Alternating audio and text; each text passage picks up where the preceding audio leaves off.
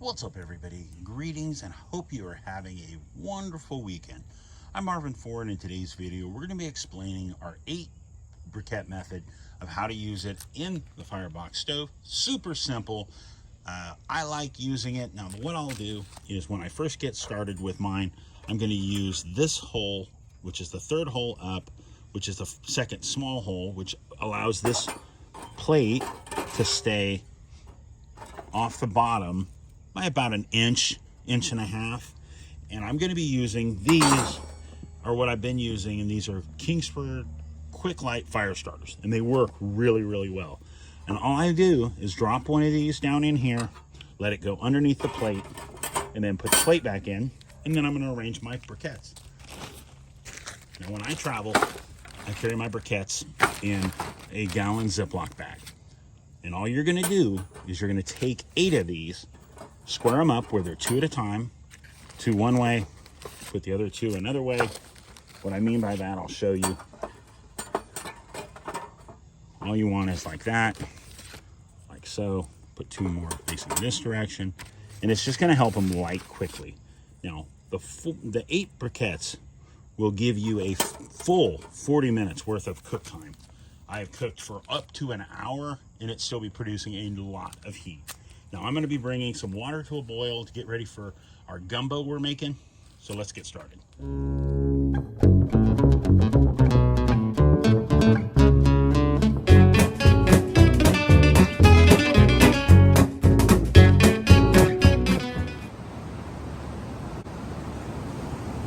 This video is intended for all ages.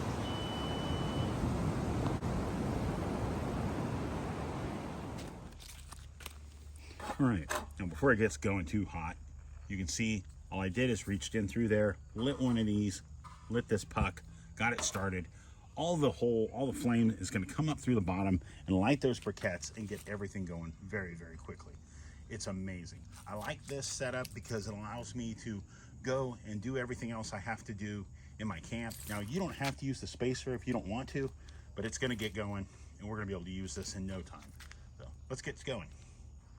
So as you see, we've only had this going, I literally did, all I did is change the angle. And the fire is coming up through the bottom already. Lots of heat already, getting those briquettes going. That's what you want. Now, one reason why I say I use Kingsford briquettes, just because they're really easy to light. They don't require any additional fuel. You can use any type of fire starter, but these little fire starters, there are lots of companies that make these little tumbleweed style fire starters, and these things just work really well. Usually it takes 1 for each fire. That's all. I mean, usually I've never had to use more than 1. And as you see, just from this short period of time, it is already going really well underneath there. So that's awesome. All right, so today, like I said, today we're going to be making gumbo from Bearcreek.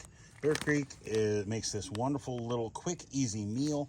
This is gumbo. This is a seafood mix, soup mix.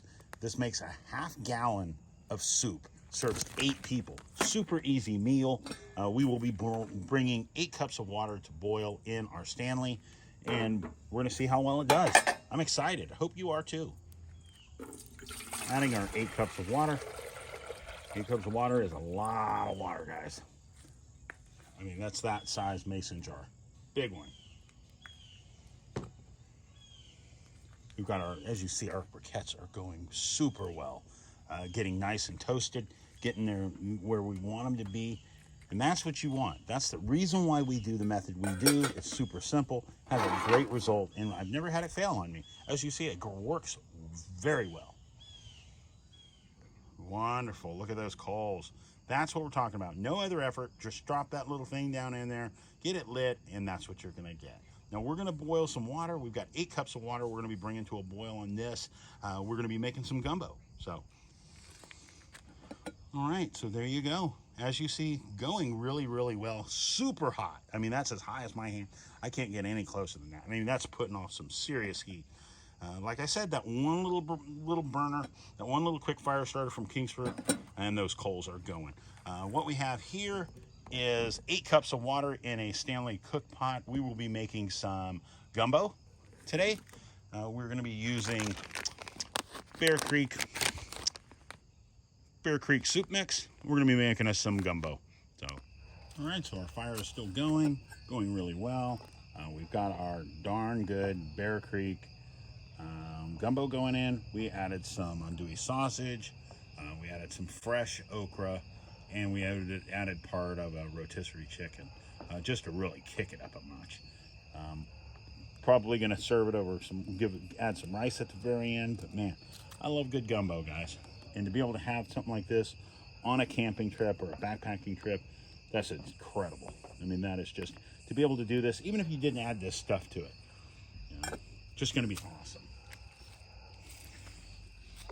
We're running out of sunlight, but I'm still trying to finish this out for you guys. Wonderful meal. Going to hit the spot if you were looking on a backpacking or hiking trip, camping trip. This is awesome. The mix, you don't have to add anything to it. It's just going to be a nice little soup. But added some fresh okra, part of a rotisserie chicken, and some andouille sausage. Might throw some shrimp in there. We've got some heat still going.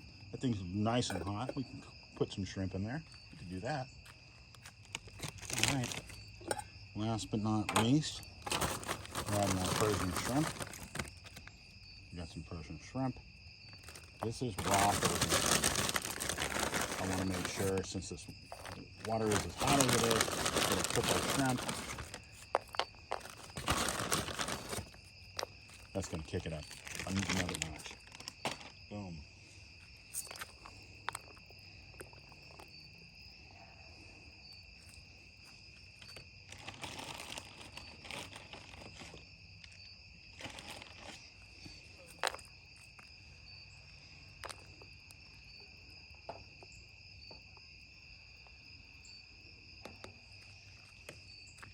Man, the final results of the cook. Bearcreek gumbo.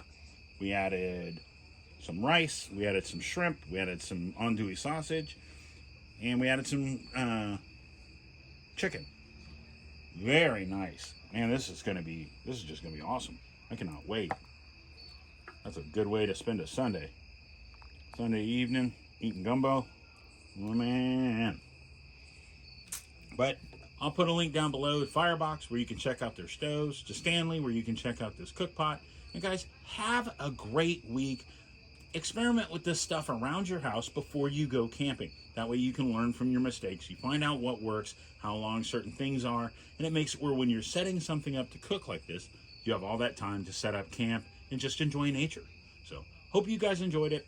Thank you guys so much for stopping by, and I hope you have a wonderful week. We'll see you soon.